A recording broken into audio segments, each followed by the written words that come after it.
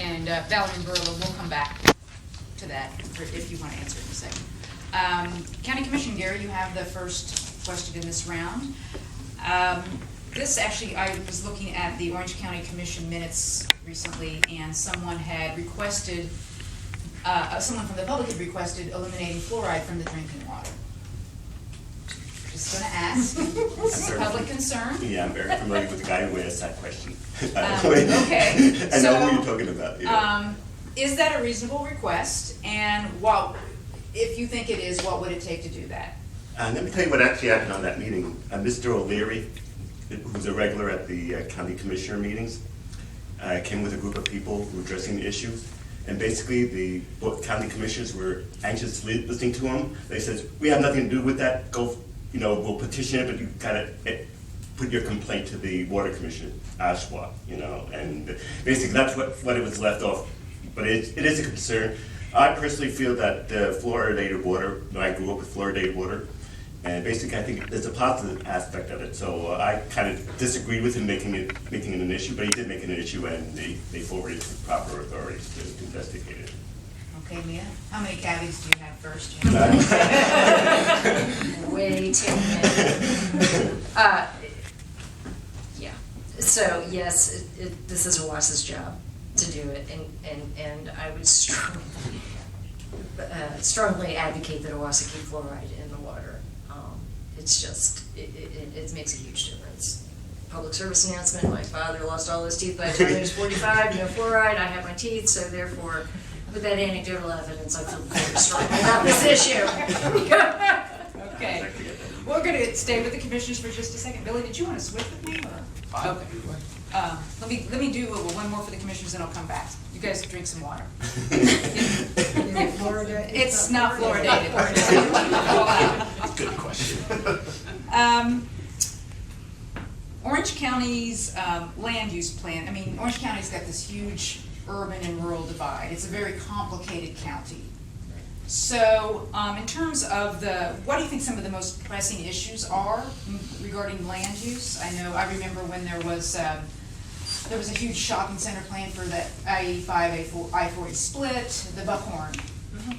And so I know that people, in the rural buffer feel very strongly about protecting their way of life. So how do you navigate and negotiate all those competing interests? You negotiate. That's exactly the operative word, really, when you're thinking about it.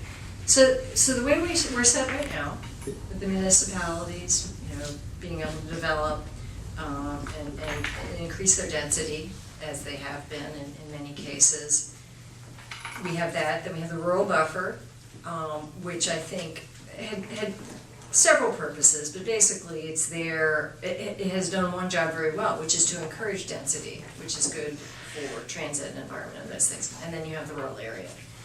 And my view is that over time, those are plans that have been very good for this time being. I support the integrity of the rural buffer. I do believe that there could be some additional agricultural uses, which the multiple bodies are looking at right now, and that over time it has to be flexible. I mean, there will be a time. It's making me nervous because I'm out of time, but I'll finish this thought and it kills me. That particularly the areas where they're talking about economic development, I think we need it. We will need to have some support of that over time to be able to fund the things that we want to fund here in this county. Okay, Gary, tell us your thoughts on land use. Land use. I believe you gotta take land use on one issue at a time. I think you can't generalize it. Basically, I did real estate, and it basically boils down to location,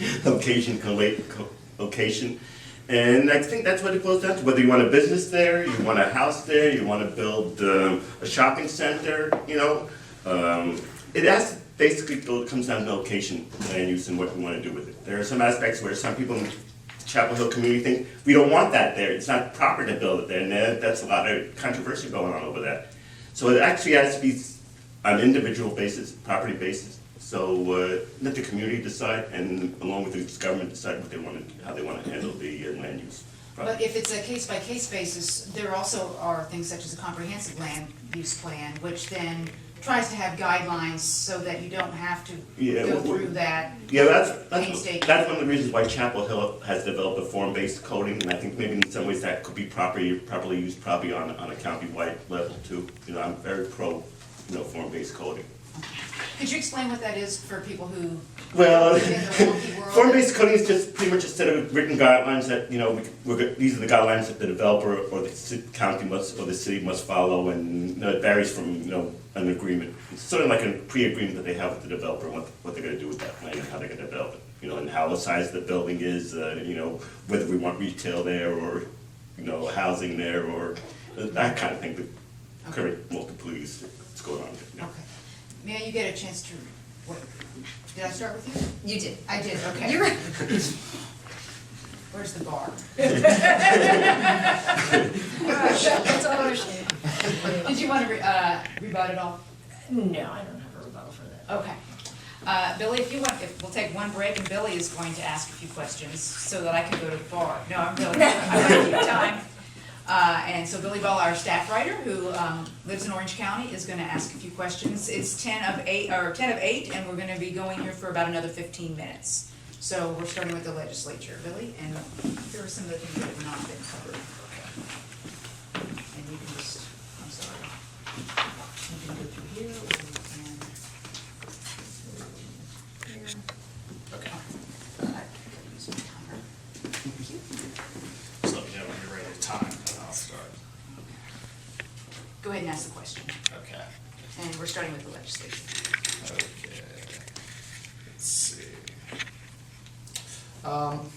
Between the coal ash spill in Eden, fracking, and turmoil in the North Carolina Department of Environment and Natural Resources this year, there are a lot of environmentalists who might say that 2014 has not been a great year.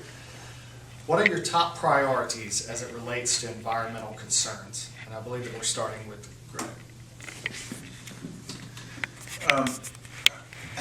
I would agree with those environmentalists. This was not a great year for the environment.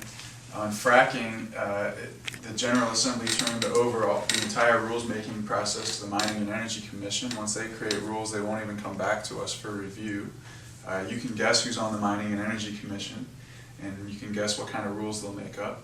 On coal ash, the coal ash bill included no pay provision to say who would pay for the cleanup of the coal ash ponds. And when we asked on the floor why wasn't there a pay provision, we were told that it was because if there was, it would have killed the bill and not made it through this year. Well, you can guess who they didn't want to hear about how it's going to be paid for. They didn't want voters to hear in an election year that you're going to have to pay the bill for the coal ash spill.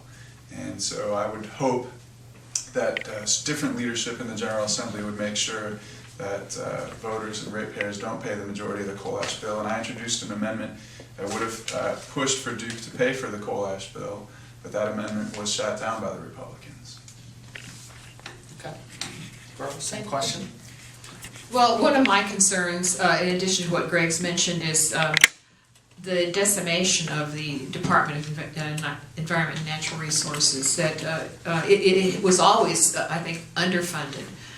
For example, we pass good bills, but then we don't fund the monitors or the inspectors to enforce the bills. And so in Orange County, we have a lot of sedimentation buildup in Eastwood Lake because we don't have enough sedimentation control, because we don't actually hire the people to make sure that the developers are following the law.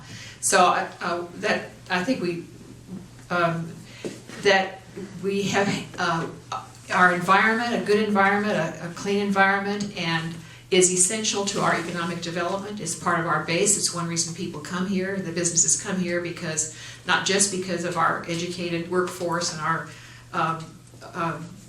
low taxes, but they come here for the environment and for the arts too. So I would say that we need to restore Diener to a really high functioning department. I agree with everything that's been said, particularly the last thing that Verla said, but I think we also need to keep in mind that with what happened with Duke Power and the coal ash situation is that that bill does not ensure that every pond is going to be cleaned. There is a possibility that every other pond, other than the 4 ponds that were listed in that bill, will probably end up being capped in place. And we know that there are already things going on underneath right now, and there is no assurance that we're going to take care of that. With fracking, as we talked about, local jurisdictions having the ability to determine what happens inside of their confines, again, with forced pooling and fracking, we are imposing on the property rights of people who may not want their property fracked. If indeed your neighbors are okay with it, but you're not, and your property is between those 2 neighbors, then forced pooling is going to ensure that your property is fracked as well. So again, I think that as we move forward, we need to ensure that we are protecting our residents as it relates to their property, as it relates to clean air and clean water. Okay, we're gonna move to the county commissioners race. And I believe, are we starting with Mia? I'm trying to remember which one. Gary. All right, Gary. So the at-large district system for Orange County Commissioners has been in place since 2006. The idea at the time was to engage more people from the rural parts of the county. Can you assess how you think the redistricting has worked? Based on the old system, I think that the way they have it now, that they have districts now, I think that, because from what I understand, under the old system was the first 4 people who got the most votes won, and unfortunately people said we were basically going from Chapel Hill, Carborough, so it came to be the necessary step to do that, so I think it's worked out well overall. Me? Same question. So I think you have to look at results, and in fact, at the moment, 4 out of the 7 commissioners come from outside of the municipalities. So what I don't know, and in fact, you can sneak a question over Senator Fouché about, is how that compares to what we had before. I can't speak to that, but what I do see now is that we do